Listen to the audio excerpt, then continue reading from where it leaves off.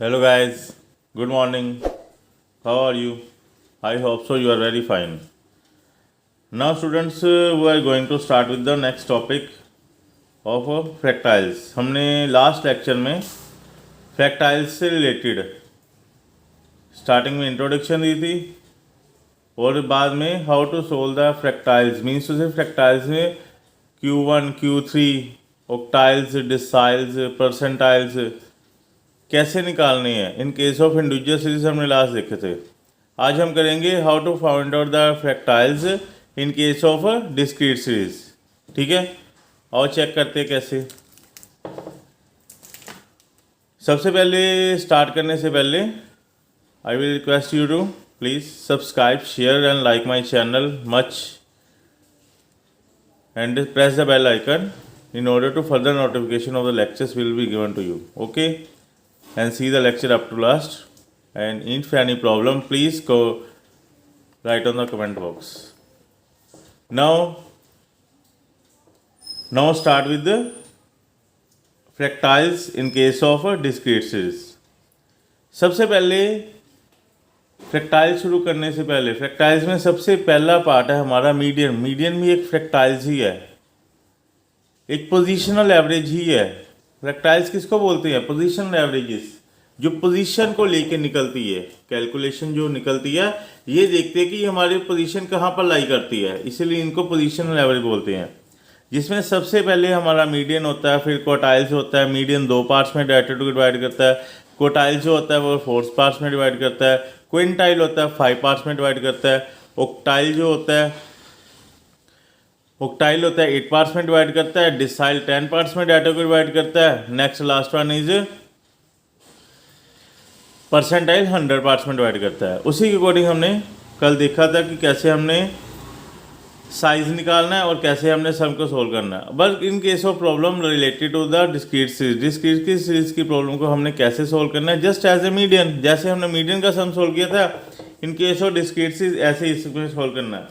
देखो सबसे पहले हमें क्या दिया है, हमें डेली वेजेस गिवन है और हमें नंबर ऑफ वर्कर गिवन है। यो डेली वेजेस हमारा एक्स बन जाएगा, वेरिएबल्स वो हमारी फ्रीक्वेंसी बन जाएगी। अब हमने हमारा फर्स्ट स्टेप क्या है, इसकी हमने फ्रीक्वेंसी की CF निकालनी है। ठीक है, सबसे हमने फ्रीक्वेंसी की CF निकालनी है, कॉम्युलेटिव फ्रीक्वेंसी निकालनी है। अब देखो हमें CF कैसे निकालनी है, क्यों कैसे निकालेंगे। 3 देन 3 + 6 9, ठीक है। 9 plus next 9 + 10 19, 19 + 15 34, 34 + 24 58, 58 + 42 100, 100 + 75 175, 175 + 90 275, 275 + 79 344 and goes on. हमारा जो n का टोटल है और इसके लास्ट फ्रीक्वेंसी ऑलवेज मैच्ड। ठीक है, अब हमने क्या करना है, मीडियन सबसे पहले हमने मीडियन निकालना है। फर्स्ट क्वार्टाइल, अपर क्वार्टाइल, D7 और 460, ऐसे हम कोई भी फ्रैक्टाइल्स निकाल सकते हैं। जस्ट एग्जांपल मैंने ली है। अब मीडियन के केस में हमने कैसे करना है, मीडियन का सबसे पहले इनका साइज निकालते हैं। Size of n+1/2 third term. हमने हमेशा भी, मैंने पहले ही बताया था कि n+1 हमारा इंडिविजुअल सीरीज और डिस्क्रीट सीरीज में लगेगा, लेकिन कॉन्टिन्यूस सीरीज में नहीं लगेगा, जो हमारा नेक्स्ट टॉपिक है।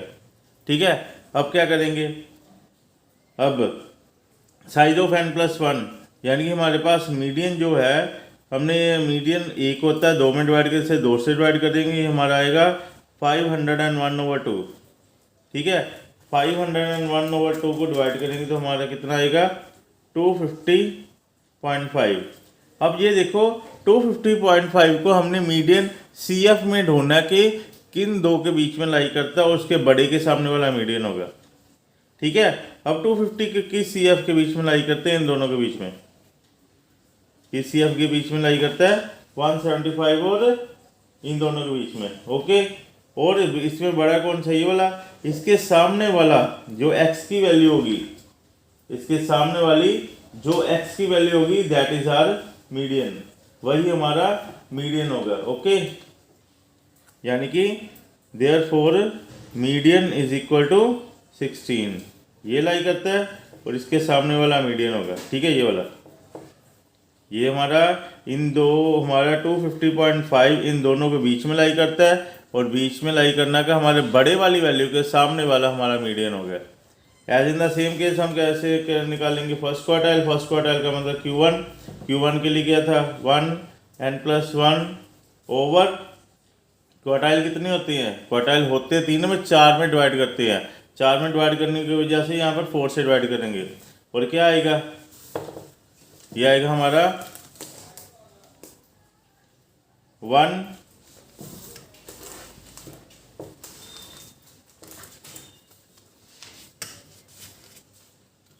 एन कितना 501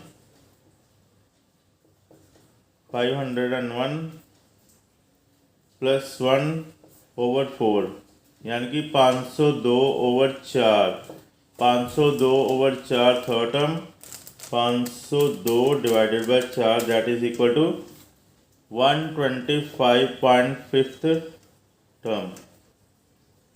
ठीक है, 125.5 टर्म, और 125 देखो ढूंढते हैं अब कैसे में लाई करता है। 125 हमारा इन दोनों में लाई करता है, और इन दोनों में बड़ा कौन सा, ये वाला, इसके सामने वाला जो आएगा वो हमारा आएगा quartile, first quartile. Q1 is equal to, ये आएगा हमारा 125, इसके सामने ये आएगा हमारा दैट इज 15। ठीक है, अब हमने अपर क्वार्टाइल निकालना है, दैट इज Q3 के लिए 3 n+1 ओवर 4, 3 501 प्लस 1 ओवर 4, ये कितना आ गया 3 into 502 over 4। Now calculate it what, 502 into 3 divided by 4 that is equal to 376.50 term. 376.50 term का मतलब है कि ये हमारा कहाँ आएगा, इन दोनों के बीच में, इन दोनों के बीच में बड़ा कौन सा ये, यानी कि हमारा आंसर क्या आएगा 18, that is Q3 is equal to 18। ठीक है, अब हमने क्या निकालना है P60 के लिए P60 n+1 ओवर परसेंटाइल हमारे डेट होते 99 है, परसेंटाइल गिनती में 99 होते, पर हमारे डाटे को कितने के पार्ट्स में डिवाइड करते हैं, इक्वल पार्ट्स में 100, इसलिए इसको किससे डिवाइड करेंगे 100 से। अब ये P60 ये क्या है 60, हमारा n क्या है 501 प्लस 1 ओवर 100। अब ये कितना बनता है 502 multiply by 60 divided by 100, that will be equal to 301.20 third term, और 301.20 देखो हमारी CF में कहाँ आता है 301.20 से हमारे कहाँ आएगा यहाँ पर। ठीक है, और इसके सामने वाला यानी कि ये 17, P60 कितना 17। मैंने कल आपको रिलेशन बताया था कि हमारा जो मीडियन होता है Q2 के बराबर होता है, D4 के बराबर होता है, और डिसाइल के अकॉर्डिंग हो गया हमारा, डिसाइल नहीं सॉरी ओ के अकॉर्डिंग, ऑक्टाइल के अकॉर्डिंग, ऑक्टाइल होते 7 है, यानी कि DO4 के बराबर होता है। इसीलिए मैं इसी तरह से मैंने बताया था कि जो हमारा परसेंटाइल और डिसाइल का रिलेशन, जैसे D1 हमारा P10 के बराबर है, D2 P20 के बराबर है, D3 P30 के बराबर है। अब देखते हैं हमने यहाँ पर P60 निकाला है, अब ये देखते हैं कि हमारा वो प्रूवल ठीक होता कि नहीं, यानी कि ये इसको D6 के बराबर होना चाहिए, यानी कि हम D6 भी निकाल के देखते हैं। ठीक है, D6 प्रूवल के लिए अब D6 निकालना है। D6 का साइज क्या होगा n+1 ओवर 10, क्योंकि ये 10 में पार्ट्स में डिवाइड करता है। ये कितना आएगा हमारे पास, ये आएगा 6, 501 plus 1 over 10, 502 multiply 6 divided by 10, that will be equal to same है 301 टर्म, यानी कि ये हमारी आई है 301.2, यहाँ पर ND लिख दो चाहे, क्योंकि सेकंड, और यहाँ पर अगर देखेंगे तो हमारा ये सेम है कि 300 इन दोनों के बीच में लाई करता है, और बड़े वाला यानी कि मीडियम D6 कितना होगा 17, इससे हम कह सकते हैं कि P60 is always equal to D6. Okay, we have also prove this. Okay, now I have